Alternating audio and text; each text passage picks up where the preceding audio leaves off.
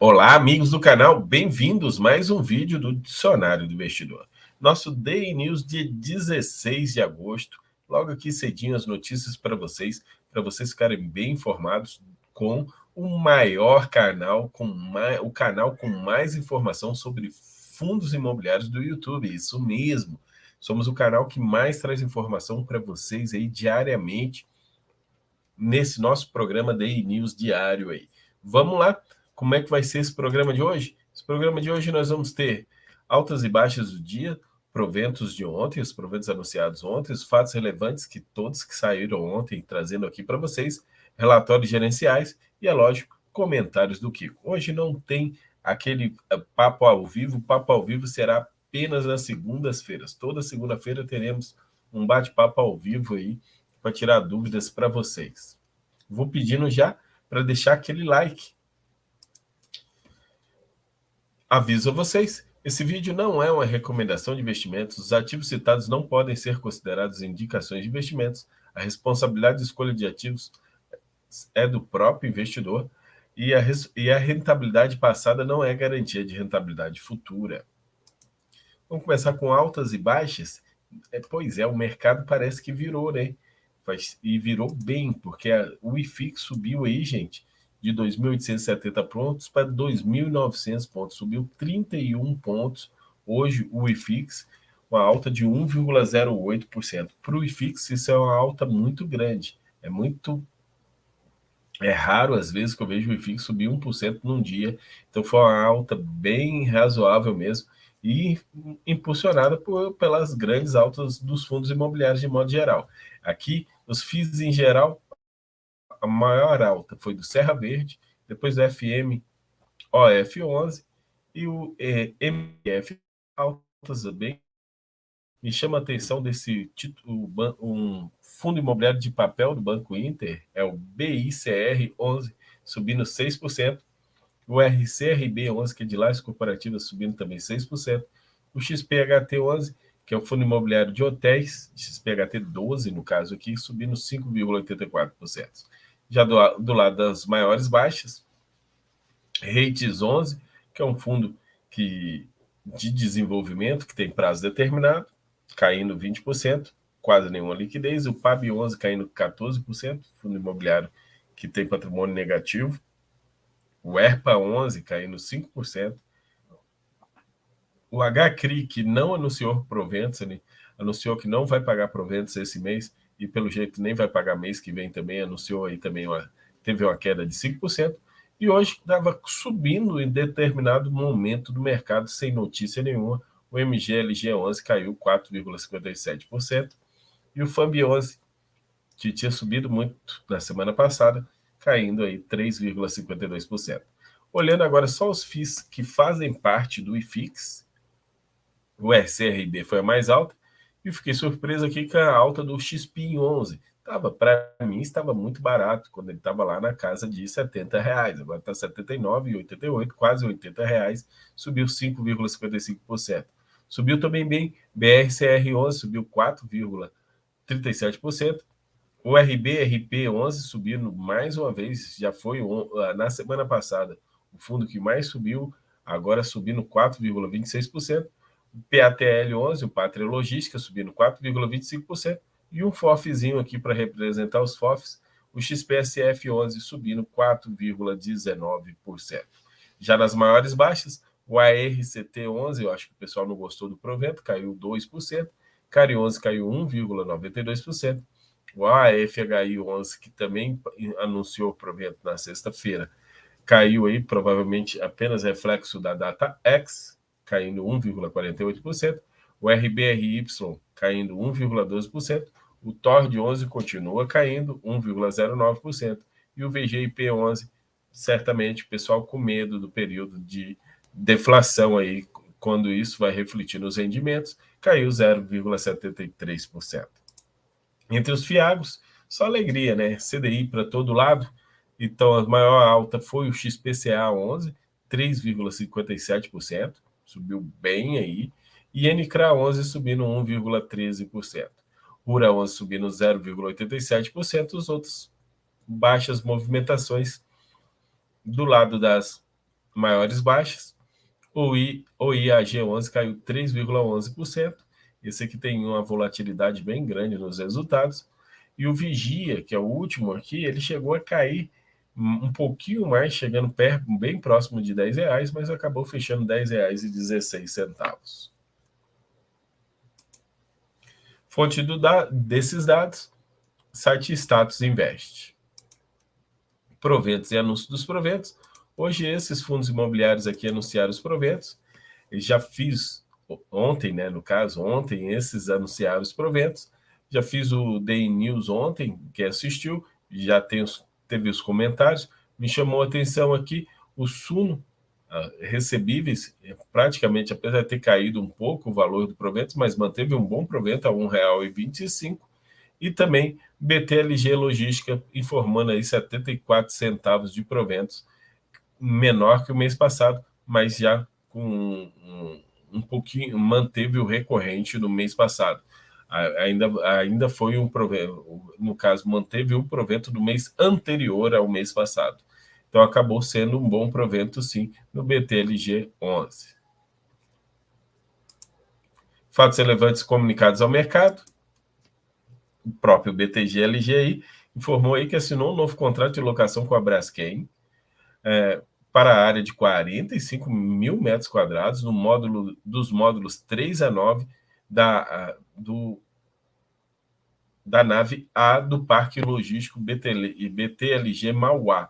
Lembrando que esse BTLG Mauá tem RMG, localizado na cidade de Mauá, estado de São Paulo. A área corresponde a 56% da ABL e 8% da área bruta do fundo. Com a referida alocação, o ativo fica 100% locado, então zerou a vacância, locado 10 meses após a emissão do habite e antes do término da renda mínima garantida, que é o que corrobora com a tese de aquisição. A nova alocação terá um prazo de 5 anos, a contar de 1/8, com o valor do lugar alinhado com a renda mínima garantida do ativo. Então, ele já tinha uma renda mínima garantida desse ativo e agora vai passar a receber o aluguel. Então, ainda não vai ter alteração nos proventos, mas deixa mais tranquilo que a renda mínima garantida acabava esse ano e agora, em vez de acabar esse ano, não vai impactar mais nos proventos, vai continuar ainda aí por 5 anos até 2027, aí alugado para uma boa empresa, uma grande empresa, que é a Braskem. RZAG11, pessoal, agora é a hora dos fiagros e dos fundos imobiliários indexados ao CDI, é a hora deles fazerem emissão. E a emissão agora da vez é o RISA Agrícola. O RZAG11 fez uma nova, informou uma nova oferta, e essa oferta vai ser uma oferta pública. Eles vão tentar captar R$300 milhões, que é mais ou menos um crescimento de 100%, porque hoje o fundo tem 290 milhões de patrimônio líquido, vai duplicar aí o tamanho. No comunicado ao mercado não tem um fator de proporção, por isso eu botei mais ou menos 100%. A database, como é uma oferta pública, tem que esperar sair o prospecto assim que a CVM autorizar essa nova oferta pública. O preço é R$ 9,55, mais uma taxinha de 40 centavos. Caramba, que taxa, hein? Mais de 4% de taxa aí dessa subscrição, totalizando R$ 9,95 o valor da cota nessa nova emissão do RZAG11. PATC11 convocou aí uma Assembleia Geral Extraordinária para amortização, exatamente, eles querem amortizar um total de um valor de R$ 6.780.000, que equivale a aproximadamente R$ 1,95 por cota. Caso seja aprovado na Assembleia, vai ser realizado dia 26 de agosto a amortização, com os recursos que estão mantidos, a distribuição desses recursos que estão sendo mantidos hoje em aplicações financeiras. Isso aí é um financeiro devido à venda de 4 andares que eles fizeram de um edifício há 2 meses atrás. E RDM11 informou o final do período de preferência e início do período de sobras. Começa amanhã o pedido de sobras e o fator de sobra será 2,3365, ou seja, 233%. Se você participou da subscrição, e somente você que participou da subscrição, você pode pedir sobras e, junto com as sobras, as cotas a mais do montante adicional. Então, você pode, por exemplo, solicitar de sobras. Vamos dizer que você participou e pediu 10 na primeira, na preferência. Aí você pega 10, multiplica por esse fator, 10 multiplicado por esse fator vai dar 23,3, arredonda para baixo, 23 cotas você tem direito de sobras. E o montante adicional, que você pode pedir a mais. Você vai lá e pede, eu quero 23 de sobras e mais 10 de adicional. Você pode fazer essa solicitação. Porém, a solicitação das 10 adicionais não é garantido que você receba. Mas essas 23 das sobras é garantido. Com esse fator de sobras tão grande, eu acredito que você vai ser atendido sim. VRTA 11 divulgou a ata da Assembleia com a aprovação da seguinte pauta: aprovação da 9ª emissão de cotas do Fundo Imobiliário em série única. Será uma oferta pública e os dados eu não lembro agora, porque nessa divulgação não tinha os resultados em si, quando a gente fala dos preços, né? Mas na época que foi a convocação saiu, eu trouxe os preços. Então, o VRTA 11 está aprovado, logo, logo deve sair a oferta pública da nova emissão de cotas, quando sair o comunicado ao mercado já iniciando essa oferta pública, o anúncio de início, eu já trago aqui no canal para vocês os dados mais completos, com datas, com valores e fator de proporção. RELG11, o RELG11, veio comunicar aos cotistas em mercado que formalizou a renovação de contrato de locação com a Máxima Logística. Era um dos contratos que estava vencendo esse ano, que deixava as pessoas um pouco preocupadas com o fundo. Mas como eu já desconfiava que ia ser renovado, porque é do imóvel deles de Extrema, lá em Minas Gerais, muito bem localizado. Então, foi renovado o contrato aí por mais 24 meses, e a vigência inicia vai encerrar agora 31 de julho de 2024. Então, jogou lá para frente mais 24 meses aí de renovação de contrato RELG 11. HCRI 11, que não pagou proventos esse mês, conforme o fato relevante, está em 2 páginas deles aqui. O fato relevante publicado em 14/6, o fundo efetuou até a presente data o pagamento de R$1 milhão à locatária Redditor, que não reconheceu a totalidade do crédito, afirmando haver um saldo remanescente pelo fundo de R$143 mil, bem como uma sucumbência no âmbito da revisional de 2001, que é aproximadamente 831 mil. Em decorrer do histórico aqui citado, a administradora para fazer jus aos valores que o fundo pode ser intimado a pagar no âmbito das suas ações judiciais e com o intuito de esforços de atuação, realizará a retenção de 100% da distribuição do rendimento da competência de julho. Pronto, não vai pagar esse mês. Contudo, a administradora realizará também uma nova retenção no momento da competência de agosto, fazer jus ao montante do saldo de aproximadamente R$975 mil. Então, eles não pagaram agora em julho e não pagará também em agosto. Por fim, cabe ressaltar que recentemente o juiz proferiu um despacho intimando a locatária, no caso a Redditor, a apresentar uma planilha de cálculo com o valor da dívida. Somente após esse cálculo será reaberto o prazo para o pagamento do valor. Caso o fundo não seja intimado a efetuar o pagamento da dívida, o valor retido poderá ser distribuído aos cotistas, conforme regulamentação aplicável. Então, a Redditor tem que ir lá explicar, essa dívida que eu calculei, ela foi feita assim e assado. Se não fizer isso, o juiz não vai mandar pagar. Novo fundo aí, liberação das cotas do IPO dele, RBRX11, ele tem uma pegada meio de desenvolvimento, mas por enquanto está com bastante coisa em CRIs. A liberação das cotas dele vai acontecer dia 1º de 2022. Relatórios gerenciais. Temos alguns relatórios gerenciais aqui. Teve muitos, tá? Eu trouxe alguns aqui, de alguns fundos, mas teve muitos divulgando ontem. Vai ter leitura de relatórios gerenciais hoje.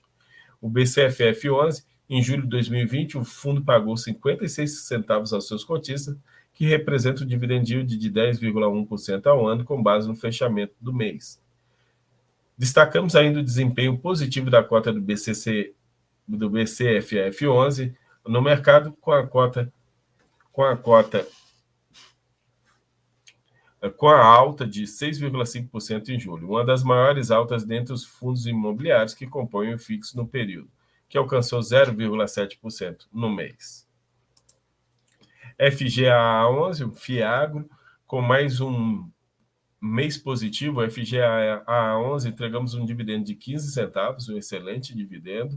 Esse valor é resultado do esforço das gestões para buscar as melhores oportunidades para os investidores.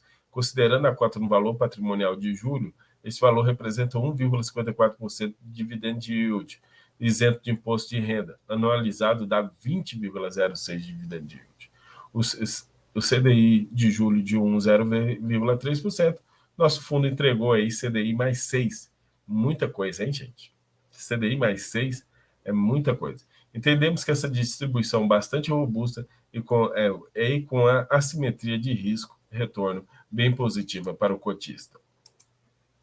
RNGO11, olha, chama atenção esse fundo, hein? Nos valores atuais que ele está. Nesse mês, o fundo totalizou 1.422.000 de receitas, ou 53 centavos por cota, com o resultado de 1.214.000, que equivale a 45 centavos. Então, o resultado do fundo nesse mês foi 45 centavos. A distribuição de rendimentos anunciadas em julho, com pagamento em 12 de agosto, foi de 40 centavos. Então, guardou 5 centavinhos, equivalente a 89% do resultado do mês, e que representa um dividend yield de 10,36%, considerando a cota de fechamento a R$ 46. Ressaltamos que a partir do segundo semestre de 2022, o fundo não contará mais com os componentes extraordinários na sua distribuição. Então, agora em 2022, ele não tem mais a multa que ele estava distribuindo no semestre passado. Dessa forma, a distribuição do semestre corrente será composta exclusivamente pelo seu resultado recorrente no período. Para o restante do ano, a equipe da gestão estima uma linearização de distribuição a 40 centavos. Então, eles vão contar aí com os reajustes, com algumas outras, e vão conseguir manter até o final do ano 40 centavos, se ninguém desocupar algum imóvel, é lógico. Mas se diminuir a vacância, também pode aumentar esse provento. A BCP11, o fundo em junho, teve um resultado de 55 por cota e a distribuição de rendimento 53 centavos por cota. O resultado operacional foi 8% superior ao orçado. Os principais pontos em destaque: redução de 10% na base de descontos, e a inadimplência líquida registrou fechamento negativo, devido à forte recuperação de débitos antigos. O resultado acumulado no ano é de 11% acima do orçado. O tráfego total do mês foi de 244.278 veículos, crescimento de 1% em relação ao mês anterior. Quando comparado ao orçado, observa-se uma queda de 11%. As vendas totais tiveram crescimento de 14% comparados ao ano 2021, e os SSS apresentou evolução de 17%, e as vendas totais cresceram 50%. A expectativa do crescimento das vendas totais é superior a 30%. Então, houve bastante. É lógico que comparar com 2021 é covardia, né? Mas houve um crescimento bastante grande comparado a 2021.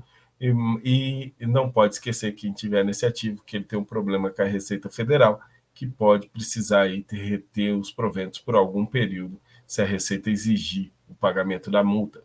Capaz de ter que fazer até emissão para poder pagar essa multa. AR11, fundo imobiliário high yield de recebíveis. A carteira de CRI está a 87% estão com 87% em CRIs, 5,28% em FIIs, totalizando 92,75%.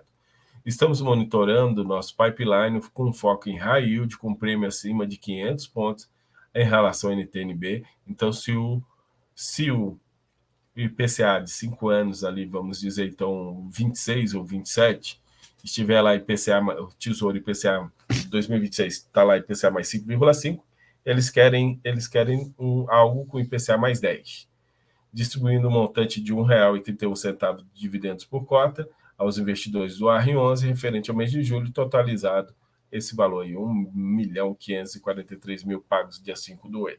Lembrando que o AR11 fez nesse mês, já em agosto, esse relatório é referente a julho, fez um desdobramento, e agora, se o provento era 1,31, agora o provento será aproximadamente 13 centavos no próximo mês, aí, o AR11, que está custando R$ 9,00 a cota agora.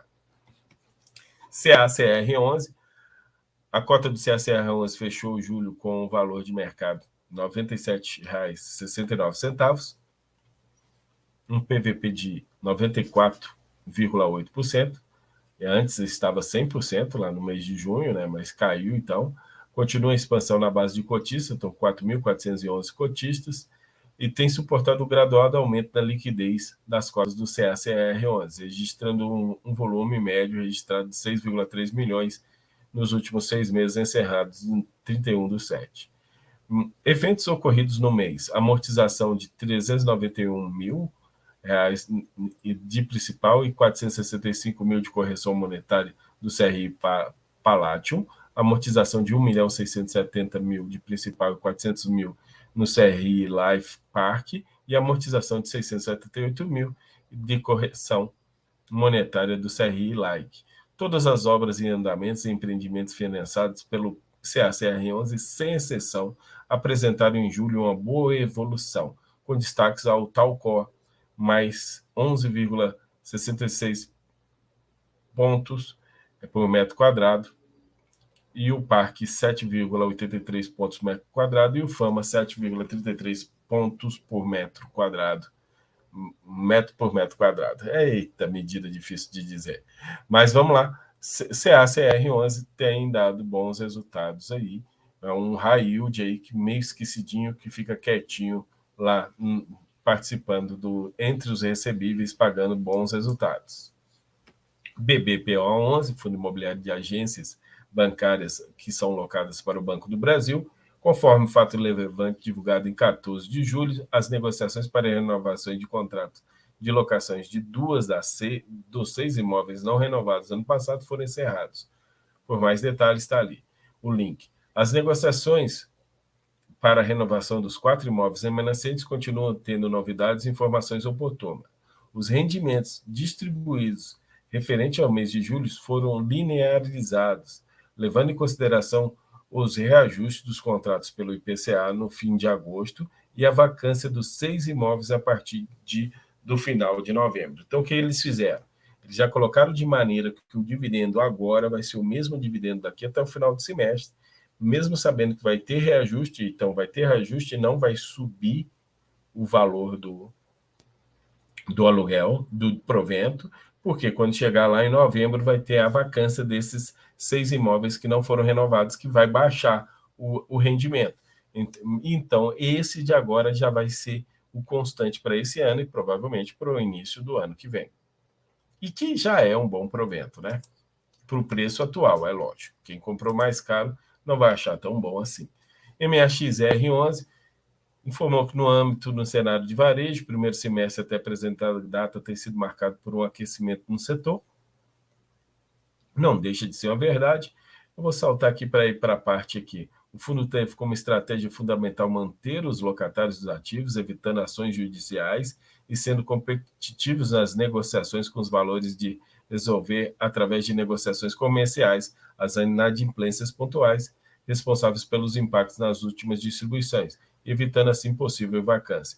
Portanto, conforme fato relevante de 28/7, a administradora divulgou que a locatária que constava inadimplente parcialmente desde a competência de janeiro efetuou o pagamento parcial da dívida, conforme acordado com as duas partes, o que representou um impacto positivo aproximadamente em 12 centavos por cota, já considerando a parcela parcial inadimplente do aluguel mensal de competência de junho de 2022 e que será distribuído ao longo do semestre conforme regulamentação aplicável a contar a distribuição do semestre a distribuição de setembro de 2022.